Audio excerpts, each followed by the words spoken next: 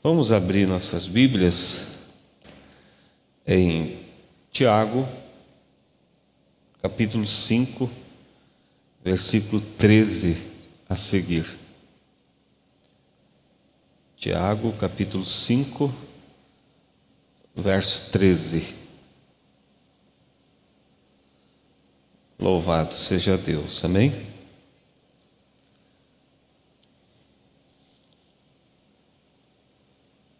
Damos boas-vindas para aqueles que nos visitam, são todos bem-vindos, no nome de Jesus. Então vamos ler Tiago, capítulo 5, versículo 13.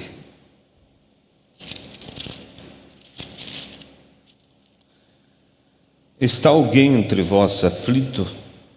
Ore. Está alguém contente? Cante louvores. Está alguém entre vós doente? Chame os presbíteros da igreja e orem sobre ele, ungindo-o com azeite em nome do Senhor. E a oração da fé salvará o doente, e o Senhor o levantará. E se houver cometido pecados, ser-lhe-ão perdoado. Confessai as vossas culpas uns aos outros e orai uns pelos outros, para que sareis. A oração feita por um justo pode muito em seus efeitos. Elias era homem sujeito às mesmas paixões que nós, e orando pediu que não chovesse, e por 3 anos e 6 meses não choveu sobre a terra. E outra vez, e orou outra vez, e o céu deu chuva, e a terra produziu o seu fruto. Vamos orar. Bondoso Deus, Pai Celestial, essa é a Tua palavra bendita, a qual nós estamos lendo nesta manhã. Ela ficou para nos guiar, para ser, ó Deus, a bússola que conduz na nossa jornada. E nós queremos, Pai, que o Senhor nos inspire para viver toda a palavra, não a partes da palavra, mas toda a palavra. Inspira, Senhor, para que sejamos abençoados nesta manhã, que o Senhor venha de encontro à necessidade de cada um, e com a Tua inspiração fale ao coração, Pai. Em nome de Jesus Cristo. Amém. Podeis vos assentar, irmãos. Eu desejei falar esta manhã algo.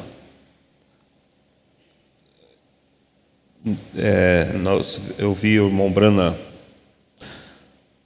falando sobre isso nessa mensagem. Ele se importa, e você? É uma pergunta, né? Deus se importa por mim, por você. Mas e eu? Me importo? Porque Deus se importou pelo povo antediluviano. Mas o povo não se importou.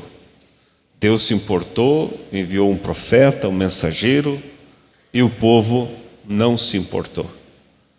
Deus se importou com a raça humana, enviou seu Filho para morrer pelos pecados da humanidade, mas vemos que o povo não se importa. Mas para aqueles que se importam, eles têm o benefício do Calvário, o benefício do sacrifício de nosso Senhor Jesus. Agora, quase sempre o irmão Brana, ele não fica somente no tema da mensagem. Ele aborda uma área, outra, e é Deus, né, falando com um e com o outro. E o tema desta mensagem é: Ele se importa e você? Mas dentro dessa mensagem ele fala algo também sobre a confissão de pecados. E é esse o tema que eu quero ficar nesta manhã, sobre esta parte aqui, porque isso eu vejo, irmãos, que é uma necessidade muito grande entre o povo de Deus. É ser sincero e confessar com sinceridade os seus pecados, os seus erros. Existe muito o chamado jeitinho de brasileiro.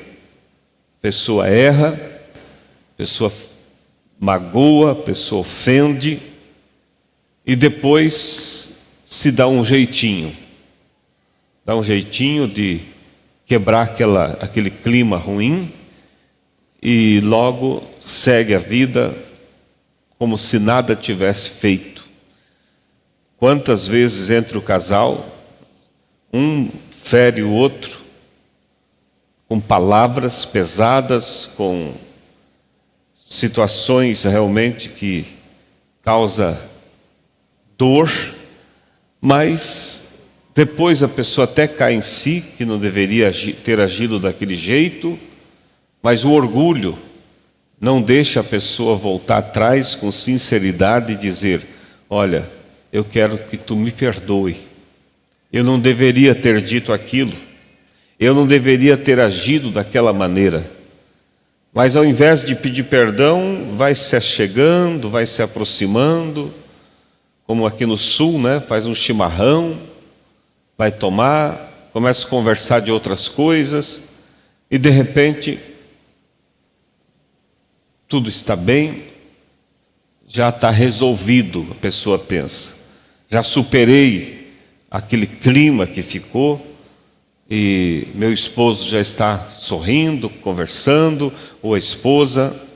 Então, quer dizer, está tudo certo. Não está. Porque o pecado, o erro, a falha, é como uma duplicata. Existia, a pessoa comprava algo em 10 vezes, por exemplo, era assinado ali 10 duplicatas no valor de cada parcela. E essas duplicatas ficavam com a pessoa a qual você comprou o produto. E conforme você vinha e pagava, ele ia te entregando aquelas duplicatas.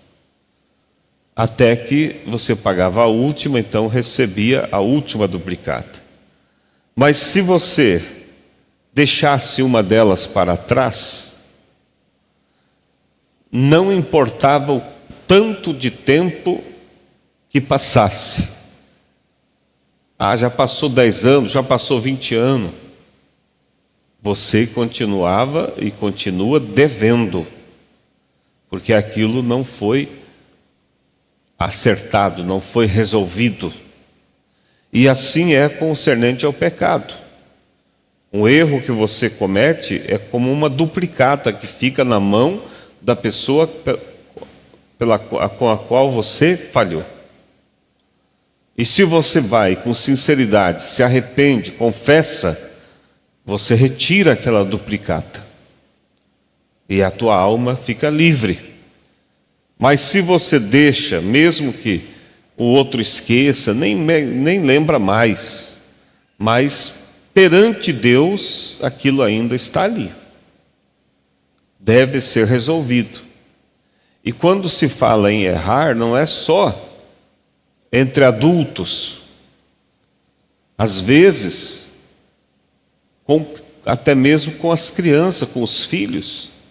Há pais que na hora da raiva estão nervosos, agem de formas inadequadas, humilha o filho, a filha, ou corrige sem aquela criança dever. Pensou que foi, então já corrige. Depois vem a limpo a situação, vê que o menino não devia, mas é orgulho, né? Eu não vou voltar a pedir perdão. Eu vou me diminuir. Pelo contrário, você vai se engrandecer, porque é um ato de grandeza para quem realmente tem a capacidade de voltar atrás. Voltar atrás, retirar aquilo que você cometeu de errado. Mas como disse alguém uma vez, a pessoa foi, corrigiu um dos filhos, achando que ele era quem devia, depois descobriu que não. E aí o marido disse: você tem que pedir perdão. Não. Eles devem muito mais de outras coisas. Tá, mas naquele momento você corrigiu por tal assunto. E às vezes isso faz com que a criança cresça com traumas. Traumas que vai prejudicar ela na vida futura. Dizem coisas pesadas, por exemplo, você é o imprestável, você não vai conseguir nada na vida. E a pessoa, aquilo é uma informação que fica ali para fazer com que amanhã o diabo use aquilo contra a pessoa. Então, como eu disse, o consertar é algo que devemos sempre ter diante de nossas vidas. Ir, pedir perdão, retirar aquilo que você falou. E às vezes não é só ir até a pessoa. Às vezes você tem que ir a outras pessoas, porque você semeou aquela informação. Você semeou aquela fofoca. Então você tem que voltar. Fulano, eu disse isso do meu irmão, eu quero retirar isso. Eu não deveria ter dito, eu estou retirando. Porque aí você está fazendo um acerto completo. Um acerto completo. Caso contrário, fica aquele acerto pela metade.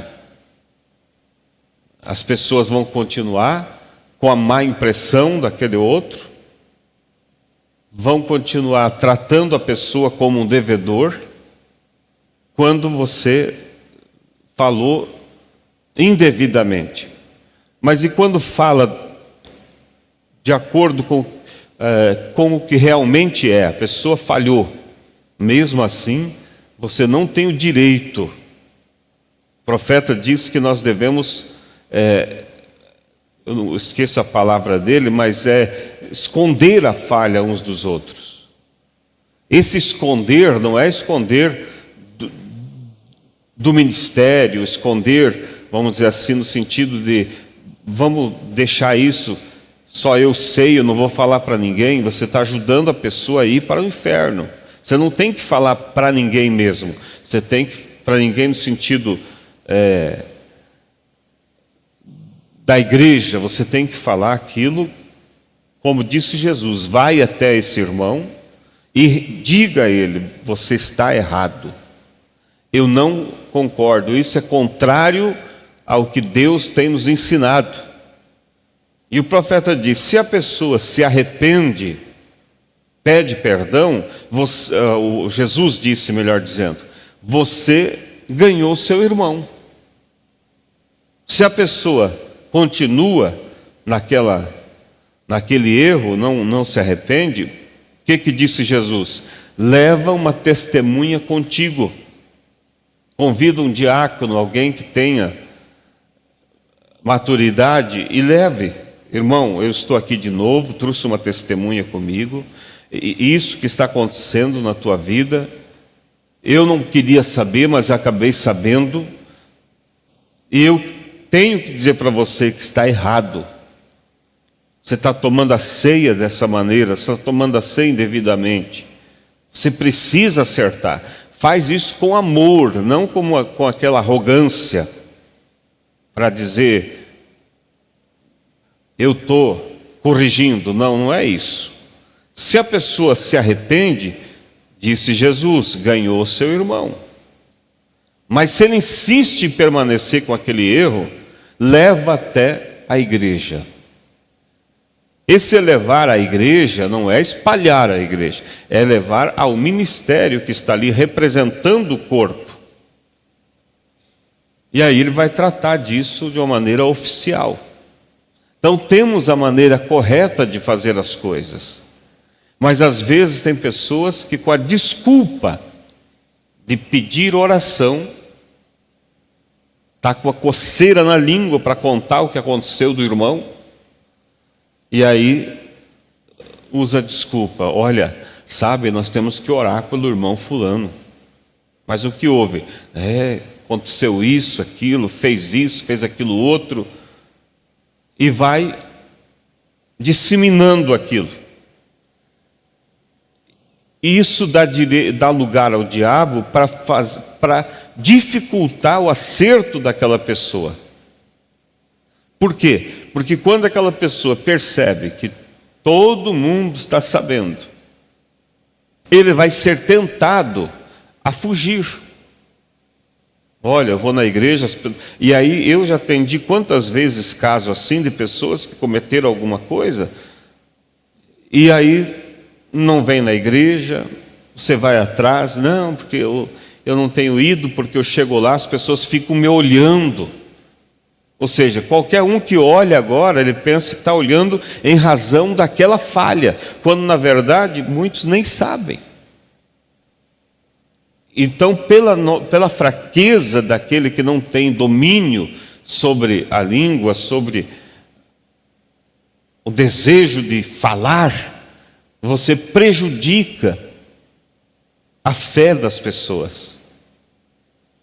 Se elas erraram, o irmão Brana diz, ela já tem muito contra ela. Não precisa mais um contra, mas precisa sim mais um para ajudar, para orar. E eu penso, irmãos, que é algo assim trágico mesmo, decepcionante, algo muito terrível perante Deus, uma pessoa que contribui para a queda de outro, contribui para o enfraquecimento de outro. Esquece que ela também tem falhas, que ela também é humana. Quando erra, quer misericórdia, mas quando vê o outro em erro, quer juízo. E isso, as pessoas pecam também contra Deus, pecam contra o ministério. Quantas vezes que há pessoas que entram em situações erradas, e às vezes aquilo acaba se tornando notório, são coisas que acabam sendo público, mas o ministério vai atrás. Quantas vezes já vi isso? A pessoa se humilha, se arrepende, aquilo é colocado debaixo do sangue ali no escritório, e aí a pessoa vai estar em comunhão com Deus, vai participar da ceia. E há pessoas que ficam murmurando, está vendo? O pastor não faz nada. Só porque é o fulano, olha, fez o que fez, olha ali como está. Está até cantando, está até isso, está até aquilo. E aquilo já está certo diante de Deus. E você diz, mas eu não sabia. Mas você tem que confiar no ministério. Se o ministério soube, e você vê as coisas andando depois, como tudo tivesse certo, é porque está certo. O pastor não vai permitir pôr a mão em cima de coisas erradas. Mas fez isso. Perante nós é um erro, é um pecado. Mas perante Deus é um pecado passivo de ser perdoado. E quando Deus perdoa, Ele esquece, aquilo não existe mais perante Deus. E se não existe perante Deus, quem sou eu para acusar? Para colocar minha mão e para dizer, murmurar? Então, muitas vezes, irmão, eu falo isso com experiência, coisas que nós temos tratado, temos ido, tem sido ajudado, aquilo está tudo debaixo do altar. Depois eu ouço de pessoas que vêm e me dizem, olha, fulano está escandalizado, fulano está falando isso, de uma coisa que já está tudo certo. Ou vocês acham que se você erra, você vai no escritório com o coração quebrantado, envergonhado, o pastor lhe ajuda, ora contigo, te aconselha, e depois o pastor vem aqui no púlpito e tem que expor para toda a igreja o teu erro. Você não vai gostar. Não é dessa forma. Por isso o pastor tem a estrutura para receber aquilo e morrer ali com ele. Há casos que o pastor vem e traz ao público, quando aquilo é algo já realmente público, todo mundo sabe. Aí é necessário que seja um acerto também público. Mas às vezes 2 ou 3 sabem, então para que expor para toda a igreja? Entende, irmãos? Então nós precisamos realmente ter esse cuidado. Por quê? Porque o que vai tirar muitos do arrebatamento não é o pecado em si. Porque às vezes do pecado a pessoa se cuida, a pessoa vigia, mas vai tirar muitos do arrebatamento é a murmuração.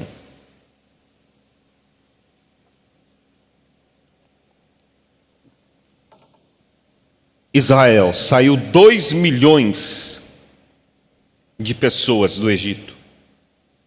Daqueles 2 milhões, só 2 pessoas entrou. O resto morreu no deserto por causa das murmurações.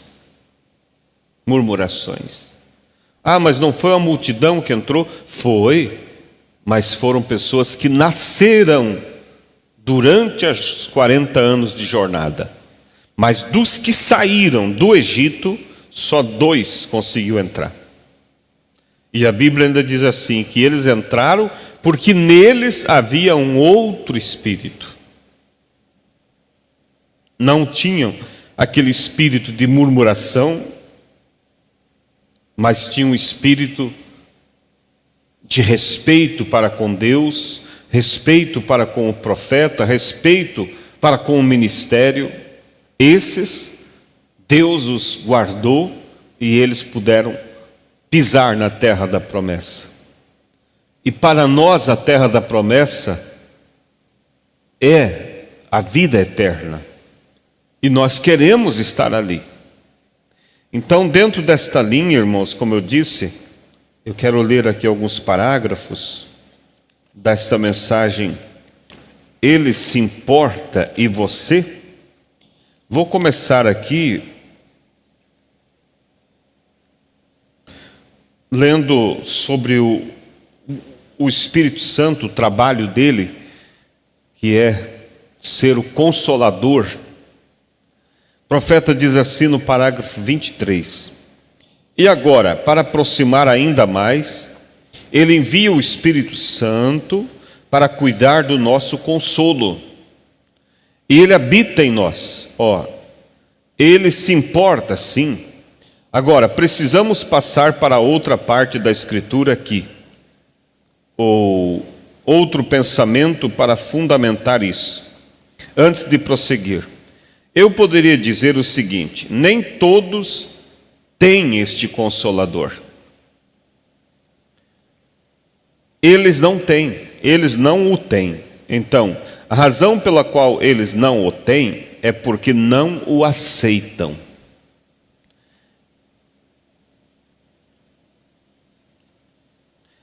É para eles, mas eles não o aceitam. Agora, espero que vocês sejam espirituais o suficiente para entender o que estou dizendo.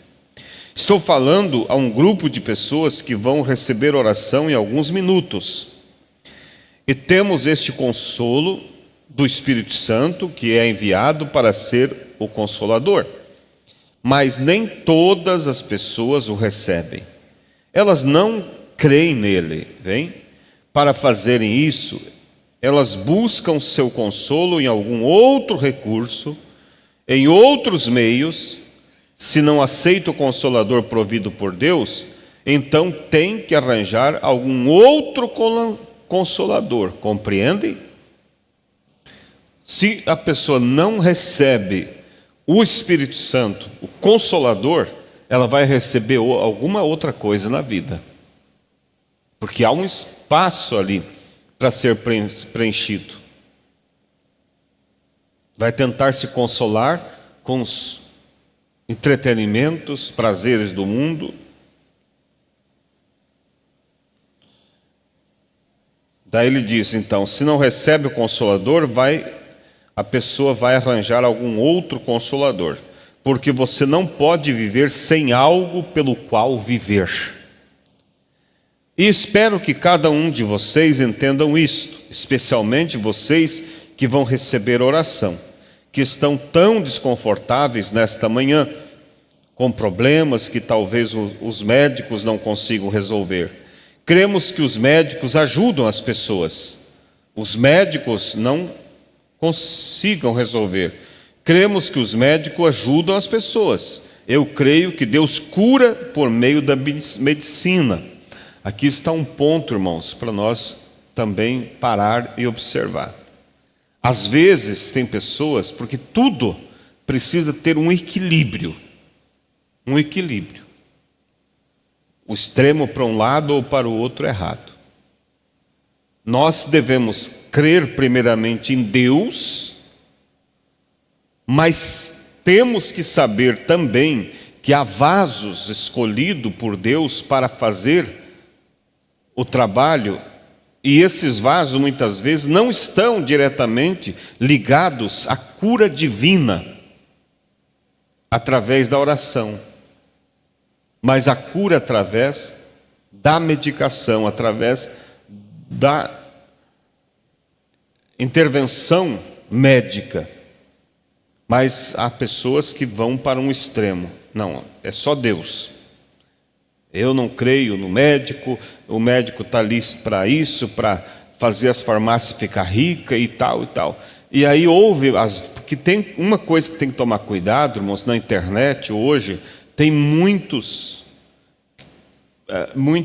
canais ali que você tem que ter discernimento. São chamados influenciadores. Eles estão influenciando para um lado ou para o outro. E há aqueles que vivem na teoria da conspiração. Tudo parece que tem algo, eles não conseguem ver algo bom em nada. Tudo eles têm que pegar e planejar algo ali, uma conspiração. Não porque esse remédio aqui, porque isso aqui, essa injeção é para as pessoas depender daquela doença. Eu não creio, irmãos, digo com sinceridade, que a medicina, os medicamentos sejam feitos com o interesse de fazer você ficar dependente daquilo para o resto da vida. Existe uma força para trazer realmente o melhor para as pessoas. Existe. E muitas vezes, e aí você diz, e quando a pessoa vai no médico e ela recebe um tratamento e ela é curada, foi quem que curou? Foi Deus. Ah, mas não foi a medicina? Tudo é Deus, através da medicina, através da oração, através da água, através da natureza, seja através do que for, Deus está ali. Deus está ali. Mas às vezes se toma a influência de um mau médico, porque existe, não tem como nós colocar todos como inspirados por Deus, existe aqueles que não têm um chamado, que olham o paciente como como um meio financeiro, ao invés de olhar ali como alguém que está precisando do dom que Deus lhe deu. Existe. Mas não vamos generalizar que todos estão nesta condição. O profeta disse assim: existem bons médicos. E disse mais, e no outro lado, na vida eterna, tem lugar para bons médicos. Tem. Agora, se a gente vai com essa mente trancada, ali está um bom médico diante da gente, tentando fazer o melhor, e a gente fica, às vezes, bloqueado. Parece que tudo são monstros, tudo são pessoas que estão querendo nos prejudicar. E eu lembro de uma experiência que o irmão Brana conta, de um casal. Eles levaram uma criança para receber a oração. E quando chegaram diante do altar, o profeta tinha o dom do discernimento. E quando Deus lhe deu o discernimento sobre aquela criança, ele não orou pela criança. Não orou. Ele discerniu a doença, mas não orou. Ao invés disso, o que ele fez? Ele disse para aquele casal: olha, vocês vão estar andando aí, vai acontecer, quer dizer, quando não sei, mas vocês vão estar andando na rua e você vai encontrar uma pessoa com a roupa de tal cor e vocês vão começar a conversar sobre o problema de saúde da sua criança e ela vai te dar o endereço de um médico. E esse médico vai tratar essa criança e ela vai ficar bem. Parece algo muito estranho, não é? Todos vinham na fila, Deus dava o discernimento e o dom de cura curava. Agora esse vem, Deus discerne para o profeta o problema, mas diz que Deus vai curar através de um médico. Depois o irmão Brana vem e esclarece isso. E ele disse assim, que isso aconteceu porque aquele casal tinha dificuldade contra os médicos. Não criam nos médicos. Então Deus, para corrigir aquela situação, ele os conduziu para que Deus curasse através da mão de um médico. Então, irmãos, vocês estão me entendendo, né? Eu não estou generalizando. Há sim pessoas que não têm o dom, que simplesmente estão ali pelo dinheiro. Mas mesmo que eu tenha que enfrentar um desse tipo, eu vou orar a Deus para que Deus use ele ao meu favor. Porque aquilo que nós tememos acontece. Se você vai temendo que eles vão te aplicar um remédio errado, que eles não vão te fazer o bem, é a tua fé é essa, vai acontecer isso mesmo. Mas se a tua fé é, Deus vai usar, eu preciso ir, eu preciso tomar um remédio, Deus vai usar, seja quem for, Deus vai honrar a tua fé. Amém? Então, voltando aqui, o profeta diz, falando sobre cura, lembra que o tema hoje é confessai vossas culpas, para que sareis.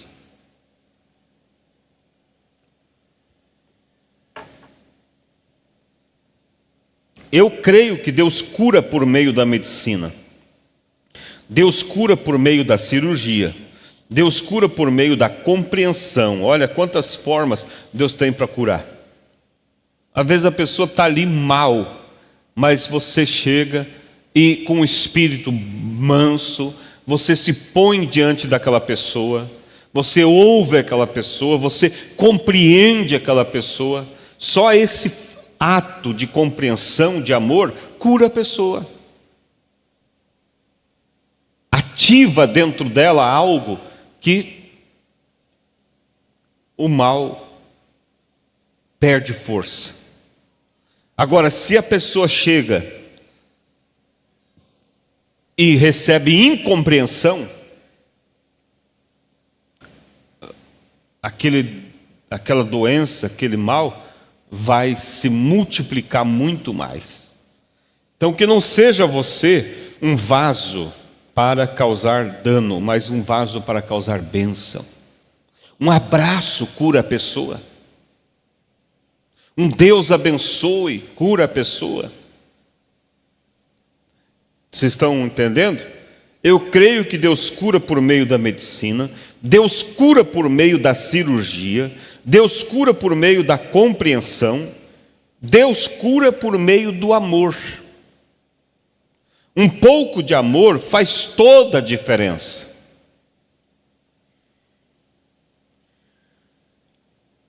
Veja, alguém fica todo perturbado e apenas mostre-lhe que você se importa com essa pessoa, vê? Deus cura pelo amor, Deus cura, seja qual for a fonte, Deus cura por ela.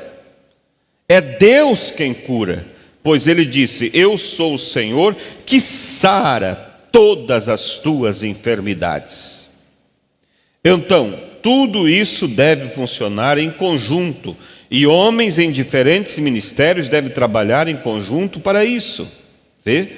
Mas eles não o fazem, porque às vezes são proibidos de assumir certas posições sobre a palavra de Deus, porque suas denominações não lhes permitem. Mas isso não impede a verdade. Mesmo assim, Deus continua curando do mesmo jeito. Amém? Lembra aquela mensagem que o profeta pregou? A incredulidade não impede a Deus. Se você crê, mesmo que alguém seja incrédulo quanto àquilo, mesmo que o médico que está te tratando seja incrédulo e diga: não tem solução para você, a incredulidade dele não vai impedir a Deus. Então, eles tentam buscar consolo em alguma coisa.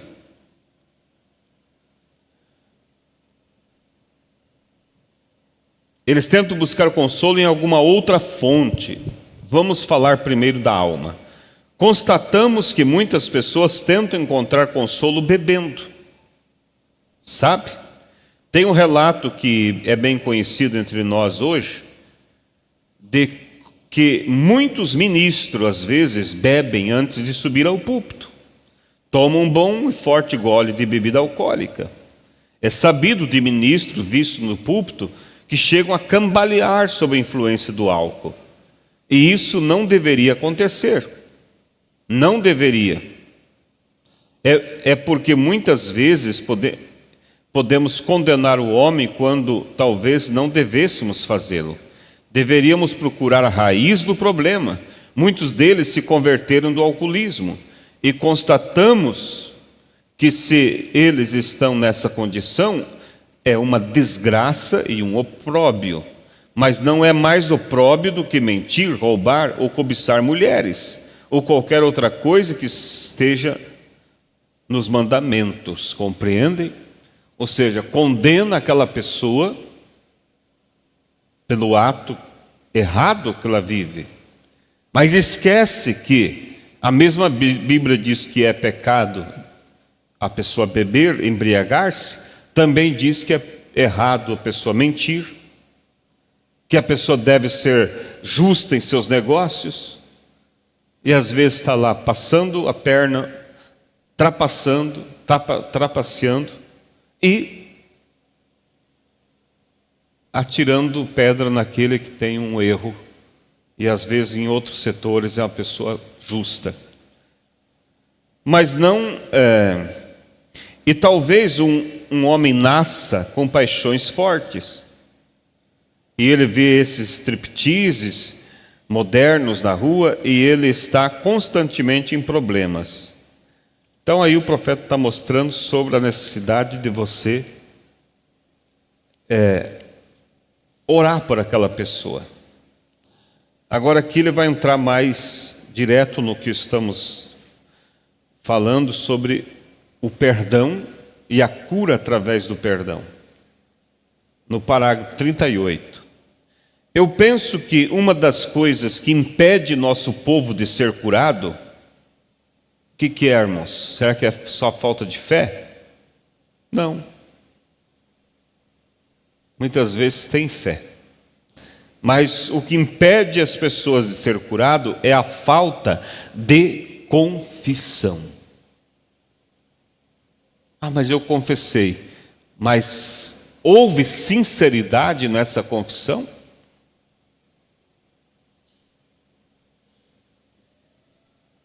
A falta de confissão sincera. Agora, por exemplo, isso pode soar um pouco ruim, mas não quero dizer dessa forma. Porém, Daí o Umbanda usa o exemplo dele e a esposa. Ele diz assim: olhando para minha esposa sentada aqui, se eu saísse hoje e abraçasse outra mulher e fizesse amor com ela, eu saberia então, depois de fazer aquilo, que estava errado, muito errado. Agora, é claro, meu consolador me impediria de fazer aquilo, bem? Mas quero dizer, se eu fizesse isso, acontecesse de eu ter feito isso ou algo parecido, então eu sei que a primeira coisa é dizer à minha esposa, antes de poder dizer a Deus. Ouviu? Se errou contra alguém, antes mesmo de pedir perdão para Deus, tem que pedir perdão para aquela pessoa.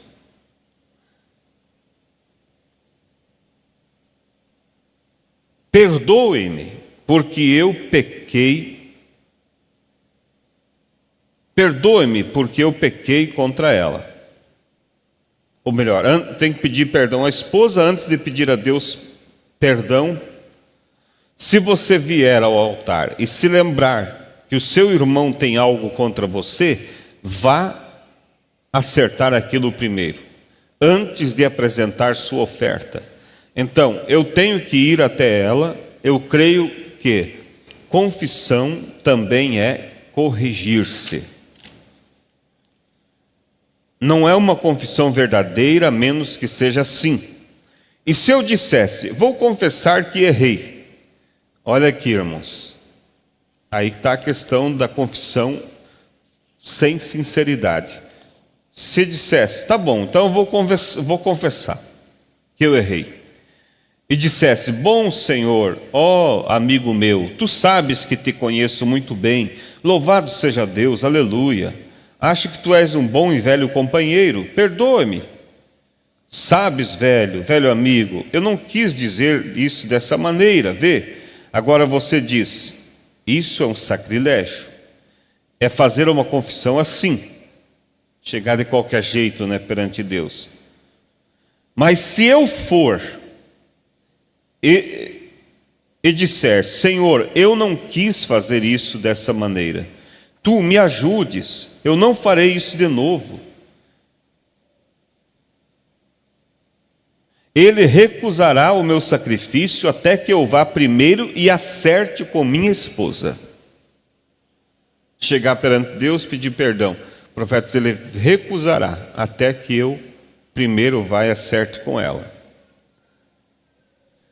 E se eu fosse até ela com a mesma irreverência e dissesse, escuta minha garota, minha velha amiga, mãe dos meus filhos e minha querida, você sabe que somos velhos companheiros há muito tempo.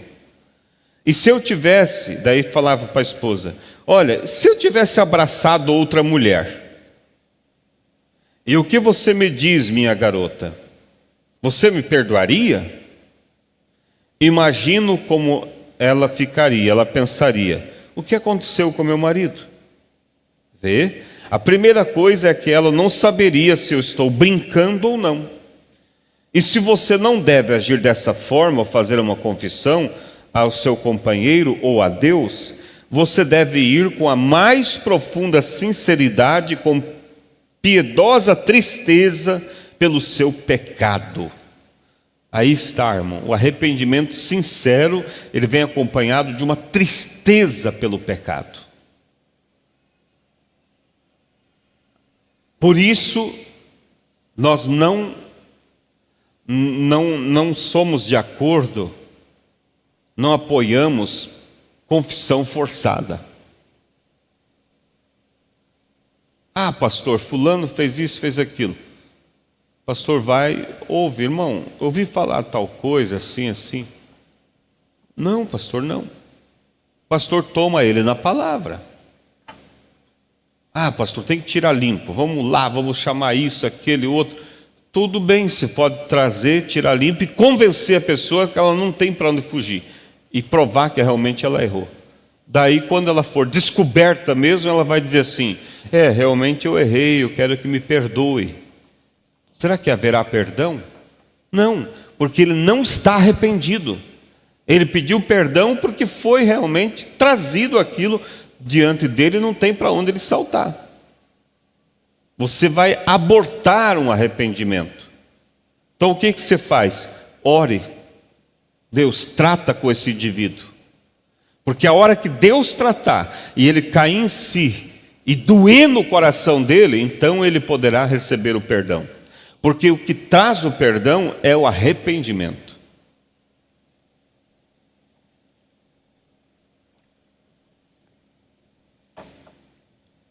Você deve ir com a mais profunda sinceridade, com piedade, tristeza pelo seu pecado. Primeiro você deve estar arrependido. Eu devo dizer a ela. No caso, ele está fazendo um exemplo, se fosse ele errar contra a esposa. Eu tenho que dizer a ela: querida, vem aqui. Isso pode significar o resto da nossa vida de casados.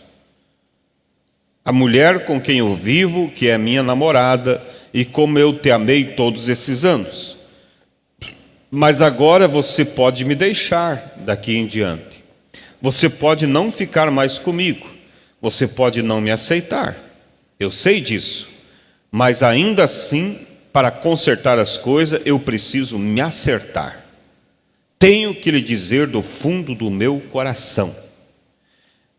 Então eu tenho que dizer a Deus da mesma forma, e dizer tanto a ela quanto a Deus, com sinceridade, que nunca mais farei isso, pela graça de Deus.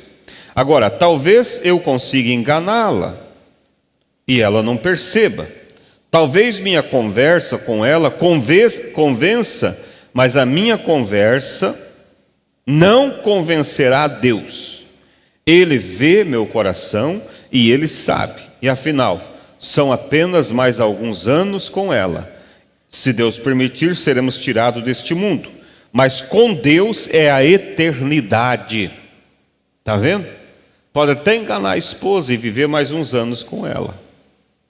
Mas lembra que com Deus é a eternidade. Se você não acertou, é uma eternidade longe dele.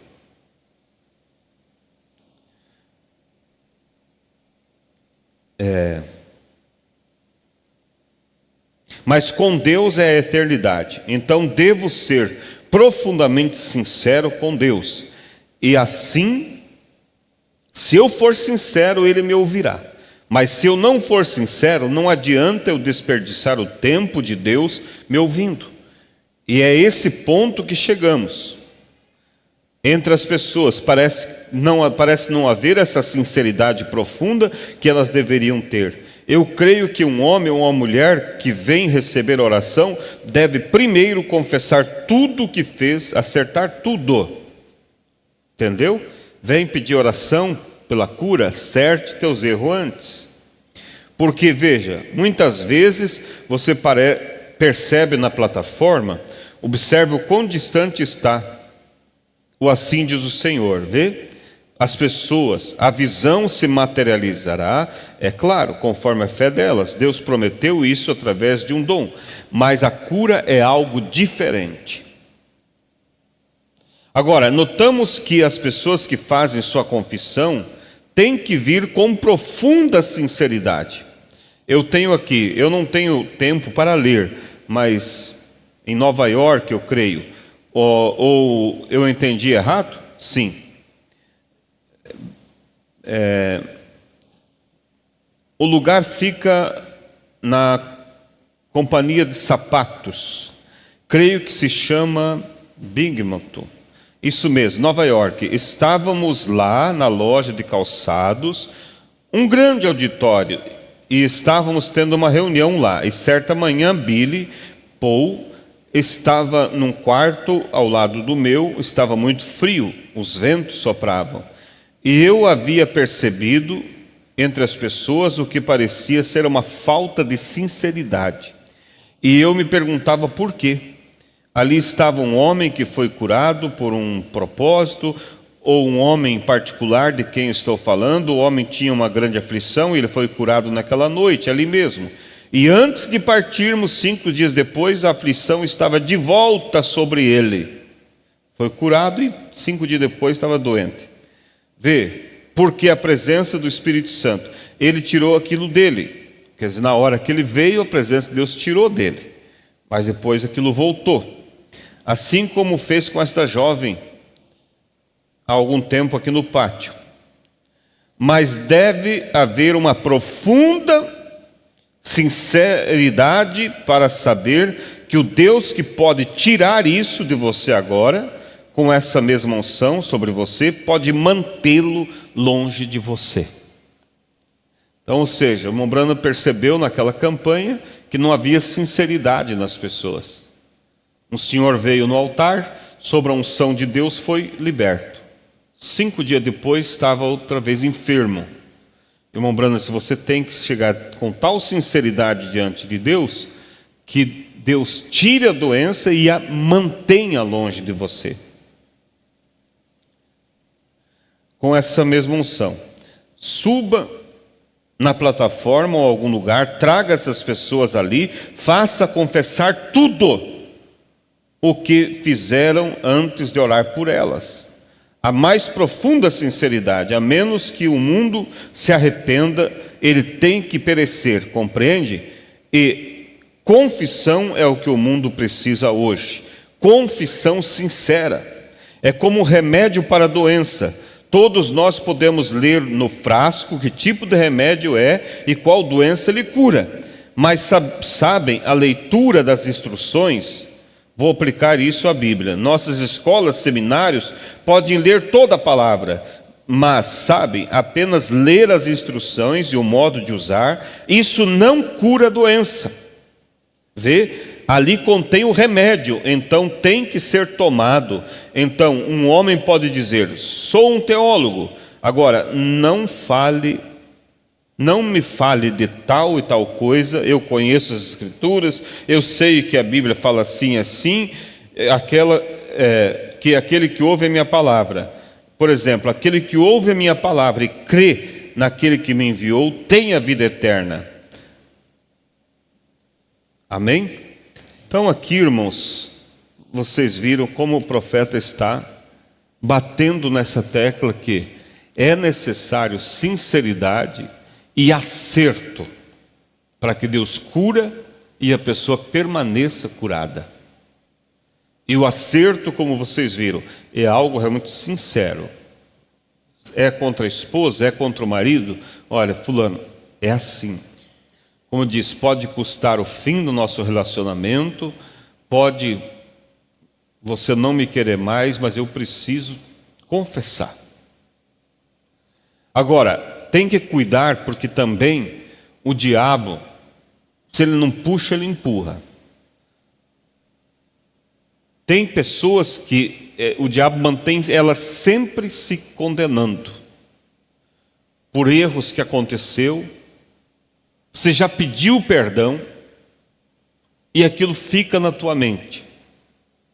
Você vai buscar algo de Deus, o diabo vem ali e diz assim, olha, aquele dia. Às vezes até um desequilíbrio financeiro que aconteceu lá no passado, e aquilo acabou causando prejuízo, algo assim, mas você já foi, pediu desculpa. Você tem que descansar. Você tem que saber que Deus, a maneira de você conhecer a Deus é você olhar para você. Você tem que pensar assim, se fosse comigo, alguém tivesse tido esse descontrole e errado, e viesse a mim e dissesse, você viu, eu fiz aquilo, mas eu fui enganado. Eu quero que você me perdoe. Eu pergunto, você perdoaria ou ficaria pensando assim, mas você largou aquele cheque sem fundo, mas você fez isso. Não, você perdoaria, porque você vê que a pessoa não fez aquilo por maldade. E aí você pergunta, você é mais justo que Deus? Não, Se você perdoaria, quanto mais Deus. Né? Agora, há outros que daí é o outro lado. Faz aquilo premeditado, não vai atrás, foge da pessoa para não acertar, deixa a pessoa no prejuízo. É outro caso, né? Já vamos terminar aqui. Porém, então como dizemos, mas nós tomamos. E se ele diz que tomou e o paciente não mostra resultado, ou seja, Mombrana falou do remédio, não adianta você ler o frasco, saber para que ele é bom e não tomar. Daí ele diz, mas se a pessoa tomou e não mostra resultados, ou melhor, porém, então dizemos, as pessoas dizem, mas nós tomamos, e se ele diz que tomou e o paciente não mostra resultados, ele não tomou. Ah, eu tomei. E você vê e continua doente, então não tomou remédio.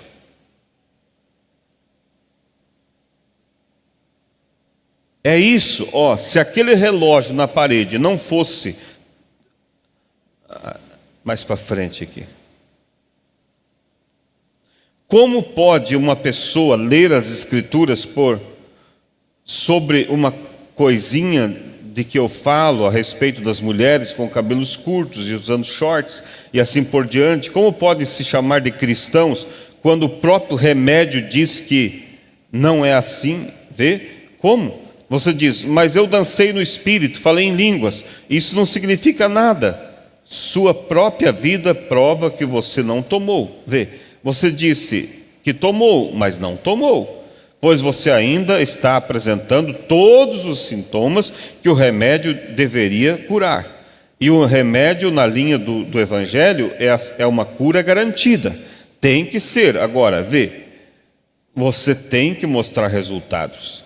Tome uma pessoa que diz, eu sou crente, eu creio. Deixe a luz do Evangelho atingi-la, irmão. Ela vai aceitá-lo no mesmo instante. E vai mostrar resultados, certamente.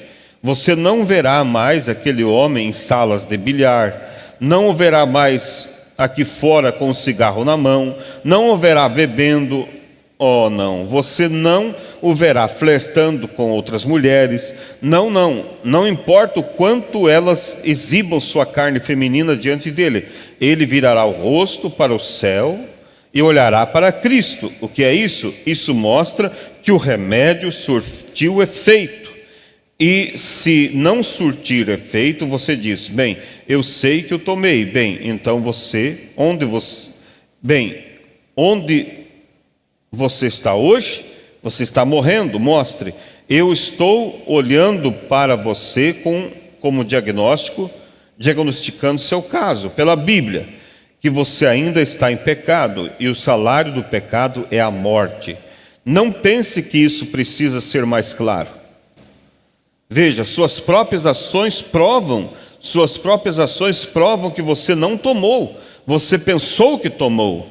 Você pode ter sido sincero ao fazê-lo, mas não tomou, pois se tivesse tomado, Deus prometeu que isso teria efeito em você. E o velho pecado ainda está ali, a velha natureza de Adão ainda permanece ali, a velha incredulidade. No entanto, você tem que aparecer diante de seus semelhantes e dizer, bem, eu sou crente, ó, glória a Deus, sim, eu sou crente, mas veja, isso não lhe fez bem algum. Então vamos parar por aqui, irmãos. O Brana está mostrando que se você conhece o remédio e toma ele, tem que haver efeito. Ah, mas eu tomei. Quer dizer, eu apliquei a palavra, mas continua mentindo, adulterando, cobiçando, falando da vida dos outros, agindo incorretamente. Profeta, se você não tomou, você pensa que tomou, você recebeu aqui, ó, no intelecto, mas não desceu até aqui embaixo, porque quando desce aqui, o teu corpo obedece ao que está aqui. Então, concluindo, irmãos, queremos ser abençoados por Deus em tudo, vamos viver uma vida sincera, limpa, Se há coisas que pesam na consciência, volte atrás, acerte, peça perdão. Se já fez, pediu perdão com sinceridade, descanse em Deus, mas não siga com coisas erradas. Isso só vai impedir, bloquear a ação do Espírito Santo. E pior ainda, irmãos, vai impedir outros de serem curados. O profeta diz que se um irmão, um membro da igreja está vivendo em pecado, você será culpado perante Deus das pessoas que virem ao altar buscar cura e não forem curados. Porque às vezes Deus não cura por causa de alguém que não está certo.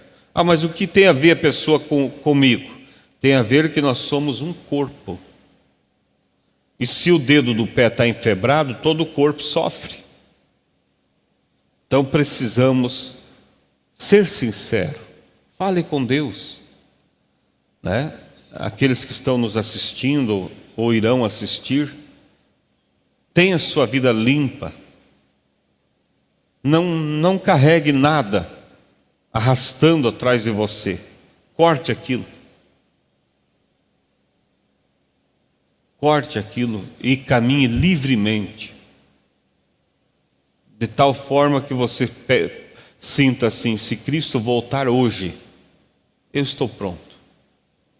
Não sou perfeito, tenho falhas, mas uma coisa eu sei: não tenho incredulidade e não tenho pecado escondido. Tudo está diante de Deus, tudo está diante daquele que conhece o meu coração. E o sangue dele vai, com certeza, te limpar de todo o pecado. Vamos nos colocar de pé, vamos orar. Pai Santo, Deus eterno, nós não queremos nada, Senhor, nos acusando. Como disse aquele irmão de cor nos dias do nosso profeta, ele disse: eu não quero nada para me atrapalhar quando eu tiver que passar o rio. Ou seja, quando chegar a hora de eu passar o vale da sombra da morte, eu não quero nada enroscado em mim para prejudicar a minha travessia. Eu quero acertar tudo do lado de cá. Senhor, não deixa, Pai, que as pessoas fiquem protelando para amanhã, para depois, porque às vezes o amanhã não pertence mais àquela pessoa. O que nos pertence é o hoje, é o agora. Senhor, para isso o Senhor tem um ministério, para ajudar. Às vezes são erros graves contra a família, contra esposo, esposa. Para isso tem um ministério que irá ajudar, Pai, nessa reconciliação. Eles não vão sair de qualquer jeito, Senhor, confessando. Eles vão trazer ao ministério para ser ajudado. Como fazer? E o Senhor sempre estará ali, Senhor, para estender a sua mão e fazer com que tudo termine bem para a glória do Teu santo nome. Deus, nos ajude a ser mais sinceros, nos ajude a ser mais tementes, mais dedicados, Pai. Quando hoje no mundo que vivemos há tanto, Senhor, entretenimento, que se não cuida, as pessoas passam horas e horas ali, passando um vídeo para cima e vai indo, Senhor, e o tempo que deveria meditar, pensar no Senhor, ler a Tua palavra, já não se tem mais. Nos perdoa disso, Senhor, e nos ajude a sermos mais sinceros e mais dedicados a Ti.